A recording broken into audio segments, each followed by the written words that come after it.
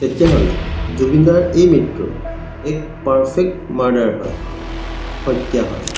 জুবিনদাক যদি সাগৰলৈ নিয়া তেতিয়াহ'লে এয়া তেওঁক মৃত্যুমুখলৈ ঠেলি দিয়াৰ সমানে কথা। যিজন ব্যক্তিৰ ষ্ট্ৰ'ক হয় নাইবা ব্ৰেইন ইঞ্জুৰি আছে, এইজন ব্যক্তিক ছুইমিং, ডিপ ৱাটাৰ এক্টিভিটিছ একদম বন্ধ।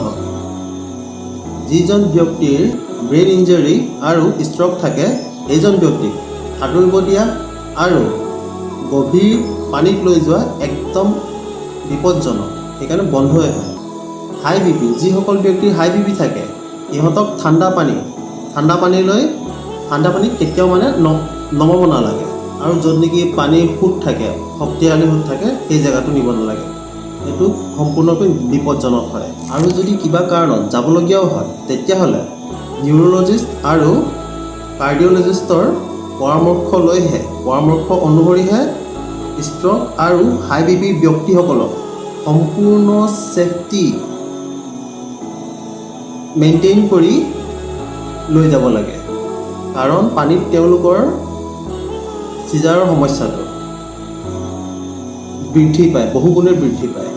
তাৰমানে চব কথাৰ অৰ্থ এটাই, যিসকল ব্যক্তিৰ ষ্ট্ৰ'ক আছে, হাই বিপি আছে, টেম্পৰেৰী চিজাৰ ৰিস্ক আছে, আৰু যাৰ লিভাৰ কণ্ডিশ্যন অলপ বেয়া, তেওঁলোকক সাগৰত সাঁতুৰিবলৈ আৰু গভীৰ পানীত নিয়াটো সম্পূৰ্ণৰূপে বিপদজনক। এনে অৱস্থাত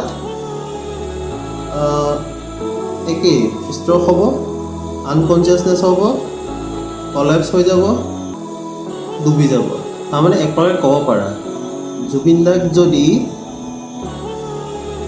সাগৰলৈ নিয়া তেতিয়াহ'লে এয়া তেওঁক মৃত্যুমুখলৈ ঠেলি দিয়াৰ সমানে কথা। সকলো কথাৰ মূলত এটাই, চিকিৎসা বিজ্ঞানৰ মতে এনে ব্যক্তিক সাগৰত সাঁতুৰিব দিয়া, গভীৰ পানীত নামিব দিয়া, ঠাণ্ডা পানীত, তেতিয়াহ'লে তেওঁক মৃত্যুমুখলৈ ঠেলি দিয়া। ষ্ট্ৰ'ক, হাই বিপি, ৰেচিডুৱেল চিজাৰ ৰিস্ক আৰু এটা ক্লান্ত শৰীৰ, এই গোটেইকেইটা কম্বিনেশ্যনৰ ফলত পানীত মৃত্যুৰ ঘটাটো সাধাৰণ কথা। এইটো হ'ল ছায়েন্সৰ কথা। এই ছায়েন্সৰ দিশৰ পৰা যদি চাব যাওঁ তেতিয়াহ'লে এটা কথা সঁচা হয়, তাত ডেট মিনছ এই সাগৰত যি ঘটনা ঘটিছিলে এইটো মাত্ৰ মৃত্যুযোগ্য আছিলে।